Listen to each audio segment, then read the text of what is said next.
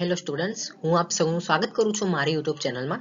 તો ફ્રેન્ડ્સ, આજના આ વિડીયોમાં હું યુનિટ નંબર 8 કે જે છે મેટલ્સ એન્ડ નોન મેટલ્સ, એમાં આપણે સબ ટોપિક નંબર 4 જે છે કોરોઝન ઓફ મેટલ એટલે કે ધાતુનું ક્ષારણ, આપણે આ ટોપિકને ડિસ્કસ કરવાના છે.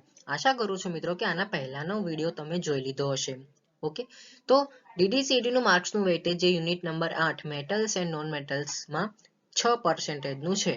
ઠીક છે, તો ચલો આપણે આ વિડીયોમાં આગળ વધીએ. એ પહેલા જો તમે મારી યુટ્યુબ ચેનલમાં નવા છો તો સબસ્ક્રાઇબ કરી લેવા વિનંતી.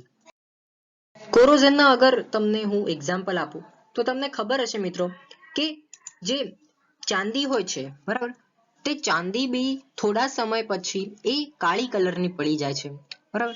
તો એવું કહી શકાય કે ચાંદીની વસ્તુઓને જ્યારે આપણે હવામાં મૂકીએ છીએ તો એ થોડા સમય બાદ કાળી પડી જાય છે, બરાબર. આમ થવાનું કારણ એ છે કે તે હવામાંના સલ્ફર સાથે પ્રોસેસ કરે છે, બરાબર. સલ્ફર સાથે જે રિએક્ટ કરે છે તો હવામાંના આમ સલ્ફર સાથેની પ્રક્રિયા કરીને તે સિલ્વર સલ્ફાઇડનું સ્તર બનાવે છે, એક પ્રકારનું કોટ બનાવે છે, બરાબર. તો આમ આપણે કહી શકાય ભાઈ સિલ્વર એટલે કે ચાંદી જે છે થોડા સમય પછી કાળી પડી જાય તો એના કારણ આ રહ્યું છે. ઓકે, પછી બીજું અગર હું ઉદાહરણ આપું તો કોપર એટલે કે તાંબુ. તો કોપર બી એવી જ રીતે શું કરે છે કે ભાઈ હવામાંના ભેજયુક્ત કાર્બન ડાયોક્સાઇડ સાથે પ્રક્રિયા કરે છે આ, બરાબર. તો તમે જોયું હશે કોપરમાં પણ અમુક સમય બાદ જે છે ને ગ્રીન કલરનું કોટ એમાં થઈ જાય છે.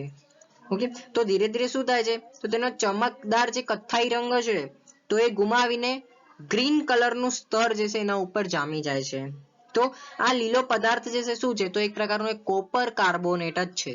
ઓકે, એવી જ રીતે અગર હું આયરન એટલે કે લોખંડમાં બી કાટ લાગી જાય છે, બરાબર. તો લોખંડને જ્યારે ભેજવાળી હવામાં લાંબો સમય આપણે ખુલ્લું રાખીએ છીએ તો તેના ઉપર પણ જે છે કથ્થઈ રંગનો એક થાર જમી જાય છે, બરાબર. તો તેને આપણે એવું કહી શકાય કે કાટ લાગી ગયો છે, જેને ઇંગ્લિશમાં રસ્ટ કહેવામાં આવે છે, બરાબર. તો આ બે ત્રણ જે ટોપિક જે છે એટલે કે જે મેં પોઈન્ટ લખ્યા છે તો એ તમે ધ્યાન રાખજો, બરાબર. કઈ રીતે પ્રક્રિયા કરી એવું કદાચ DDCET માં પૂછી જાય તો તમે ભૂલતા ના. ઠીક છે, તો એટલું બધું કઈ છે નહીં આમાં, બસ ખાલી થોડો એવો થિયરી વાળો ટોપિક છે અને બે ત્રણ જે પોઈન્ટ જે છે એ કોરોઝનના મેં અહીંયા ટીક કરેલા છે. તેમજ હવે આગળની સ્લાઇડમાં આપણે પ્રિવેન્શન ઓફ કોરોઝન જોઈશું. તો મિત્રો પ્રિવેન્શન ઓફ કોરોઝનમાં પણ તમને થોડું યાદ રાખવાની જરૂર છે.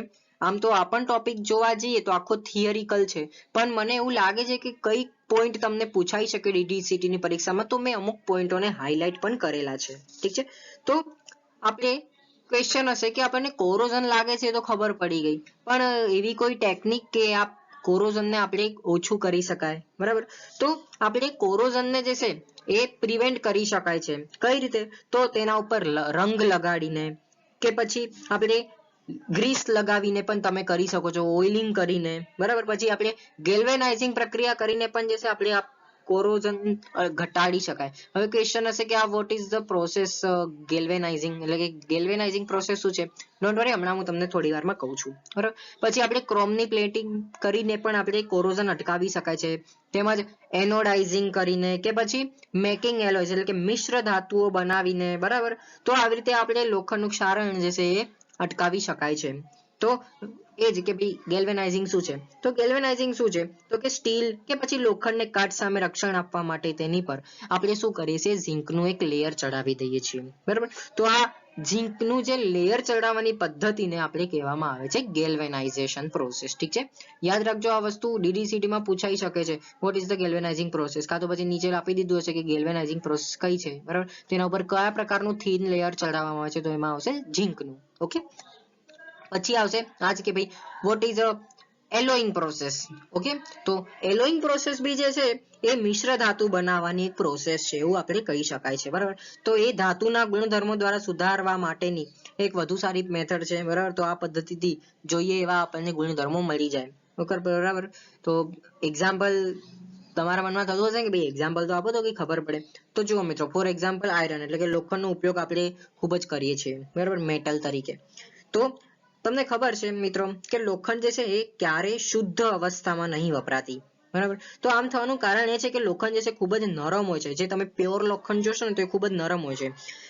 અને એ ગરમ હોય ને ત્યારે તેને સહેલાઈથી ખેંચી શકાય તેવું હોય છે એવું, બરાબર. પરંતુ જો તમે તેને કાર્બનના થોડા પ્રમાણ નાખી દો, જેમ કે અમે લખેલું બી છે કે અરાઉન્ડ 0.05% જેટલું હું અગર કાર્બન એમાં નાખું છું, તો આમ એને મિશ્ર ધાતુ કહેવાય, બરાબર. તો આમ એમાં કાર્બન મિશ્ર કરવામાં આવે તો તે શું બની જાય છે? હાર્ડ એન્ડ સ્ટ્રોંગ, એટલે કે સખત અને મજબૂત બને છે, બરાબર.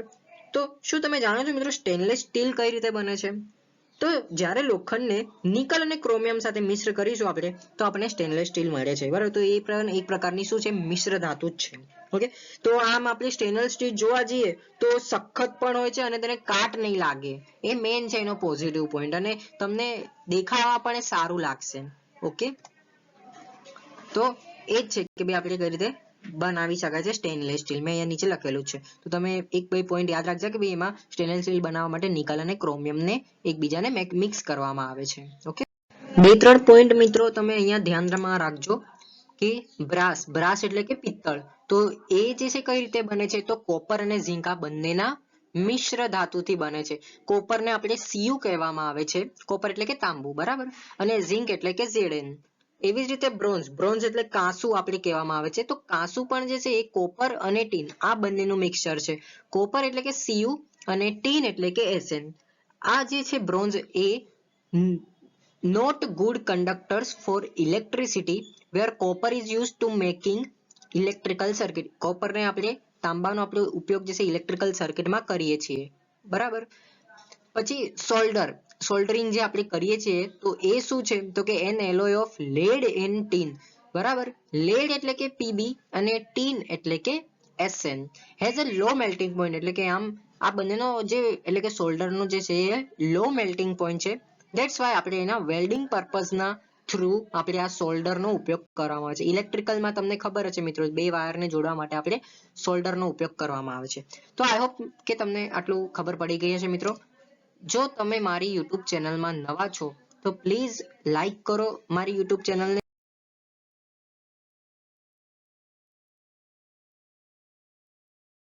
સબસ્ક્રાઇબ કરો અને શેર કરવાનું ન ભૂલતા. Thank you so much.